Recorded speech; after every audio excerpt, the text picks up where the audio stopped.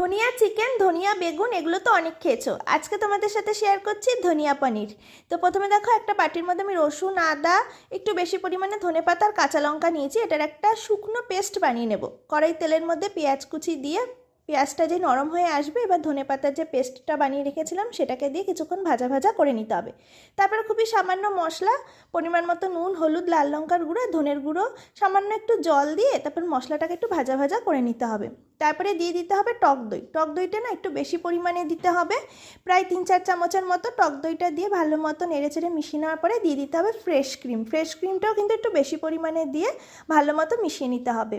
তারপরে যখন মশলাটা কষে যাবে তখন এবার এর মধ্যে পনিরটা দিতে হবে। পনিরটা কিন্তু কাঁচাই দিতে হবে। তারপরে সামান্য একটু মিষ্টি দিয়ে 10 মিনিটের জন্য এটাকে রেখে দিতে হবে। নামানোর আগে ধনেপাতা কুচি আর গরম মশলার গুঁড়ো, ব্যাস তাহলেই তৈরি হয়ে যাবে ধনিয়া পনির। তোমরাও একদিন ট্রাই করো, দারুণ লাগবে।